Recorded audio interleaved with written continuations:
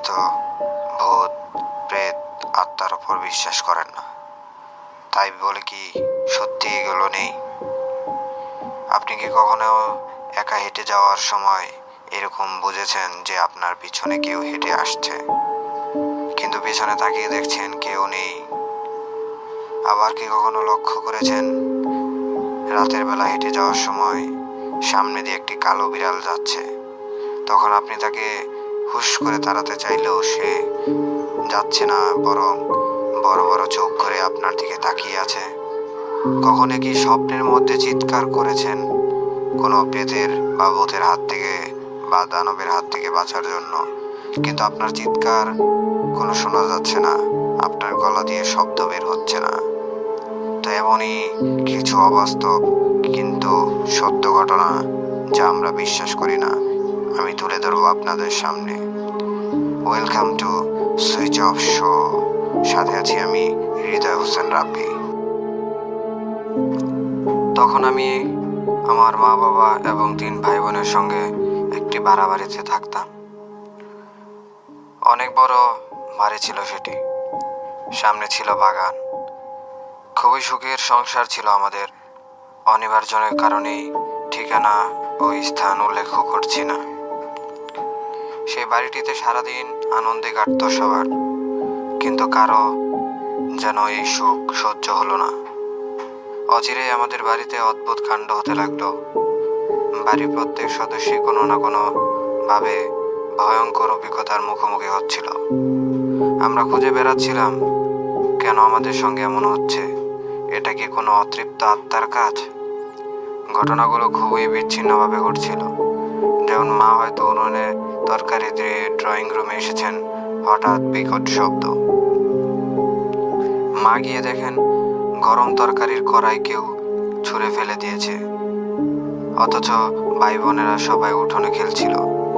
একদিন ভয়ানক এক অভিজ্ঞতার সম্মুখীন হলাম আমি নিজে। সেদিন রাতে আমি আমার কর্মস্থলের উদ্দেশ্যে যাত্রা ঠিক করলাম। আমার মা বাবা আমাকে বিদায় জানাতে বাড়ির দরজা পর্যন্ত আসলো। সেখানে আমার পিচ্চি ভাতিজাও আমাকে বাই বলল। আমি সবাইকে ছেড়ে যাওয়ার কষ্ট বুকে নিয়ে গাড়িতে গিয়ে বসলাম। তারাও আমাকে বিদায় জানিয়ে দরজা বন্ধ করে বাড়ির ভিতরে চলে গেল। গাড়ি স্টার্ট দিতেই এক অদ্ভুত এবং ভয়ানক চোখে পড়ল আমার। গাড়ির লুকিং গ্লাসে আমি দেখতে পাচ্ছিলাম বাড়ির এক কোণে দাঁড়ানো আছে একটি ছোট্ট বালক।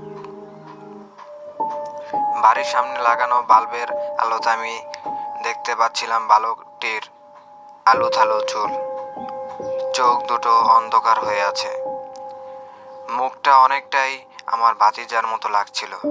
আমি যখন বিষয়টিকে এড়িয়ে যেতে যাচ্ছিলাম, তখনই আমার মনে হলো, আরে আমার ভাতিজা তো বাবা মার সঙ্গে ভিতরে চলে গেছে, তবে এই পিচ্চি কোত্থেকে আসলো? আবার সেই পিচ্চির দিকে তাকাতেই দেখলাম কোথাও কেউ নেই। তবু আমি গাড়িতে বসে বাবাকে ডাকলাম। বাবা উদ্বিগ্ন মুখে বের হয়ে আসলেন। জানতে চাইলাম ভাতিজা কোথায় আছে। তিনি বললেন সে ভিতরে আছে। আমার আরো ভয় বেড়ে গেল। ভয়ে ভয়ে আবার লুকিং গ্লাসের দিকে তাকালাম। যথারীতি দেখলাম ওই পিচ্চিটি দাঁড়িয়ে আছে, কিন্তু বাড়ির সেই কোণটিতে তাকালে তাকে দেখা যাচ্ছে না। আমার গলা শুকিয়ে গেল। বাবাকে কিছু বলতে যাচ্ছিলাম, কিন্তু গলা দিয়ে শব্দ বের হচ্ছে না। বাবা আমার এই অবস্থা দেখে এগিয়ে আসলেন। এরপর আমাকে ঘরে নিয়ে গেলেন।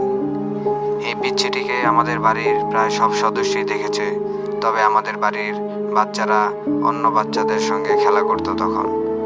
অনেক বাচ্চার মধ্যে ভিন্ন একজনের উপস্থিতি তখনও কারো মাথায় ঢুকেনি। পরে অনুসন্ধানে জানতে পারি আমাদের সেই বাড়ির ঠিক অপর বাড়ির পাশে বাড়িটিতে একটি গর্ভবতী নারীর অস্বাভাবিক মৃত্যু হয়েছিল। গর্ভবতী মৃত্যু মানে তার সঙ্গে আরো একটি প্রাণের মৃত্যু।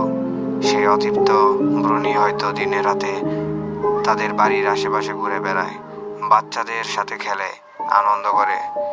সেদিনের এই ঘটনার পর আমি অনেক দিন অস্বাভাবিক আচরণ করেছি। চাকরিটিও চলে গিয়েছিল। আমরা পরে বাড়িটি বিক্রি করে দিয়েছিলাম। এখন বাড়িটিতে আছি, সেখানে ভূত প্রেতের প্রভাব থেকে মুক্তি আছি।